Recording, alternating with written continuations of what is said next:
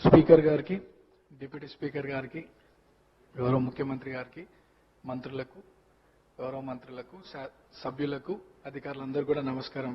Speaker sir, first time మాట్లాడుతున్నందుకు చాలా హ్యాపీగా feel అవుతూ మీకు ధన్యవాదాలు తెలియజేస్తూ, గత 2 సంవత్సరాల క్రితం ఇదే సభలో గౌరవ ముఖ్యమంత్రి గారు ఒకానొక సందర్భంలో పేరు ప్రస్తావించడం, 2 సంవత్సరాల లోపే ఇక్కడ ఈ సభలో తోటి సభ్యుడిగా రావడం చాలా అదృష్టంగా, గౌరవంగా భావిస్తూ అధ్యక్ష, మా సామాన్య కుటుంబం నుండి వచ్చినటువంటి నాకు ప్రజాసేవ కల్పించే అవకాశం కల్పించినటువంటి మా ముఖ్యమంత్రి గారికి, కాంగ్రెస్ పార్టీ పెద్దలకు ఈ అవకాశాన్ని స్వాగతిస్తూ మా ప్రాంత ప్రజలందరూ కూడా నన్ను ఆశీర్వదించి సభకు పంపించడం వల్ల అందరికీ కూడా మనసారా కృతజ్ఞతలు తెలియజేస్తూ, సార్ ఈ సభలో మాట్లాడే ప్రతి మాట, ప్రతి అంశం కూడా ప్రజల జీవితాలతో ముడిపడింది కాబట్టి సభ గౌరవిస్తూ, సభ మర్యాదలను పాటిస్తూ ముందుకు సాగుతానని, మా ప్రాంత ప్రజల యొక్క సమస్యలు పరిష్కరించడానికి గౌరవ ముఖ్యమంత్రి గారి ఆశీస్సులతో, సలహాలు, సూచనలతో మా ప్రాంత ప్రజల సమస్యలు పరిష్కరిస్తూ వారి సంక్షేమ అభివృద్ధి కోసం సాగుతాను ముందుకి.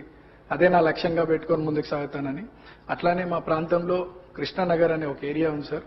దాదాపు 30-40 సంవత్సరాల నుండి అక్కడ వర్షాకాలంలో చాలా వర్షం వల్ల చాలా ఇబ్బందులకు గురవుతున్నారు ప్రజలు. మా మంత్రులు, అధికారుల దృష్టికి తీసుకెళ్లినారు. అది పని కొద్దిగా ఆలస్యం అవుతుంది, తొందరగా పూర్తి చేయాలని ఒకటి సభ ద్వారా కోరుకుంటున్నాను.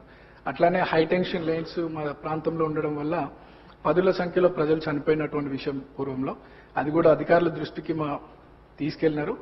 అది కూడా అండర్ గ్రౌండ్ కేబులింగ్ ఫాస్ట్ గా చేస్తే ఆ ప్రాంత ప్రజలు సురక్షితంగా ఉంటారనేది ఒక సందేశం మీ ద్వారా అందిస్తున్నాం అధ్యక్ష.